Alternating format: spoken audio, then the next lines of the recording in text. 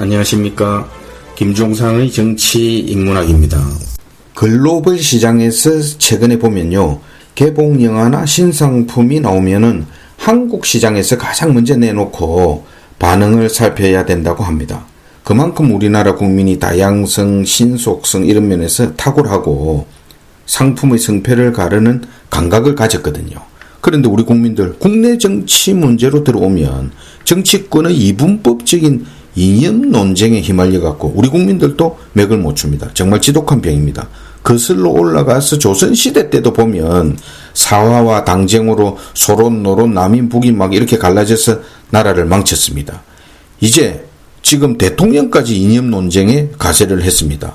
문재인 대통령, 현충일날 6.25 전쟁 유족들 면전에서 해방 후에 북한으로 넘어가서 최고위직을 지냈고 또 6.25 때도 깊이 관여했던 김원봉을 직해 세웠습니다. 물론 김원봉이 김구 선생과 함께 대표적인 독립운동가 중의 한 명은 맞습니다. 그래서 지난 임시정부 100주년 때 문재인 대통령이 이런 발언을 했으면 그래도 조금은 이해가 가는데 굉장히 부적절했다고 봅니다. 여론이 덜끓으니까 청와대는 서운을 출소하려고 했던 것은 아니다. 또 법적으로도 불가능하다 이렇게 하면서 한 발을 뺐습니다. 그러나 대통령의 이 발언이 그냥 불쑥 나왔겠습니까?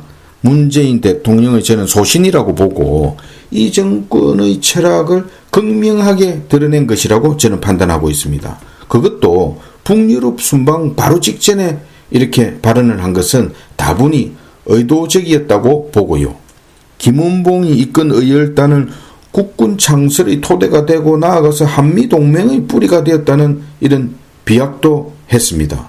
얼마 전에 지금 경제 잘 굴러가고 있다 하는 주장과 흡사한데요. 저는 한마디로 개변이라고 봅니다. 그럼 왜 이런 발언을 했을까요? 저는 크게 세 가지로 보는데 그 첫 번째는 김정은 답방을 포함해서 남북 정상회담을 의식했다고 봅니다. 청와대가 번복은 했지만 얼마 전에 트럼프 대통령 6월 말 한국 방한을 앞두고 남북 정상회담 가능성이 있다 이런 언급이 살짝 나왔는데요. 저는 북한의 이념적인 동질성도 좀 보여주고 일부러 흘린 그런 유화적 제스처의 일환으로 보고 있습니다.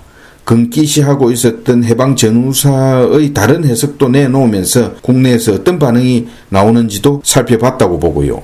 두 번째 발언의 이유는 얼마 전 김용욱 교수가 한 공영방송에서 이승만 전 대통령의 묘를 국립현충원에서 파내야 한다 이렇게 주장을 했는데요. 저는 이번 발언도 그 연장선상에 있다고 봅니다. 문재인 정권은 해방전후사에 대해 불만이 많고 결국은 해방전후사를 뒤집고 재조명해서 정권의 정통성을 세우려는 그런 시도를 하고 있다고 보여지거든요. 만일에 그런 의도가 있다면 문헌이나 증거를 구체적으로 국민 앞에 제시하고 객관화하는 공론화 과정을 반드시 거쳐야 합니다. 그리고 국민 심판도 받아야 하고요. 그런데 지금 보면은 북한 통일전선 전술과 비슷하게 국민을 상대로 해서 역사에다가 이념을 덧씌우고 국민을 이념 논쟁 속에 끌어들이는 일방통행식으로 위험천만한 과정을 밟고 있습니다. 현재 진행 중인 사건들도 보면 실체적 진실이 뭔지 헷갈리고 왜곡되고 또 경우에 따라서는 집권 세력에 의해서 조작도 되는데 과거 역사를 자의적으로 해석한다? 정말 신중해야 합니다. 저는 개인적으로 역사라는 게 그대로 믿을 끄는 못 되는구나. 또 잘못된 역사 뒤에는 항상 아픈 과거가 숨어 있구나 이런 생각을 해보는데요. 한 예로 군부 독재 때도 당시 얼마나 많은 희생자 피해자들이 핍박받고 또 잔인한 처우를 받았습니까? 우린 물론 이를 자각해야 합니다. 그러나 또 좌파들이 유난히 관대한 북한의 독재자들이 얼마나 많은 민족을 극악무도하게 처형했는지도 우리는 인지해야 하고 권력의 부패 타락을 고발하고 부당함을 알리고 그래서 탄생한 이 문재인 정권이 뭐가 좋아졌고 어떤 변화가 왔는지 우리는 직시하고 냉정하게 경계해야 합니다. 문 대통령 이번 발언 배경의 마지막 세 번째 이유를 저는 내년 총선을 겨냥한 것으로 보고 있습니다. 어쨌든 지금 경제가 매우 안 좋고 거기다가 내년 총선을 장담하기 힘든 상황이 되었거든요. 이게 그래서 문 대통령의 머리에서 이런 발언이 저는 나왔다고 보지 않습니다. 물론 근거나 이런 실마리는 문 대통령이 제시했을 수도 있는데 정권을 조정하고 이념으로 국민을 갈라치는 세력이 문재인 정권을 끌고 가고 있고 정작 문재인 대통령은 어떤 면에서는 꼭두각시 아닌가 저는 이런 판단을 하거든요. 그 좋은 예가 민주당 지금 양정철 연구원장의 행보입니다. 대통령의 묵시적 허락이 없다면 국정원장, 서울시장, 단체장들 이런 분들을 언론에 공개까지 하면서 입맛대로 만나고 다닐 수 없거든요. 총선 승리 또 정권 재창출을 보면 민주당도 발등에 불이 떨어졌거든요.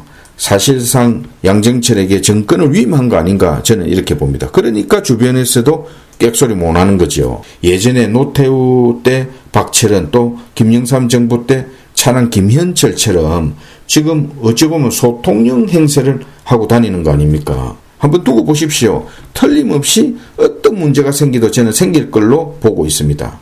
라가르드 IMF 총재는 먹구름이 많으면은 한 번의 번개에도 폭풍우가 칠 수 있다고 했습니다. 물론 세계 경제에 대한 경고로 한 말이지만 국민을 볼모로 하는 이념몰이 그만두기 바랍니다. 잘못하면 나라 망합니다. 정치 인문학 김종상이었습니다. Ich troll nicht, und wenn das Herz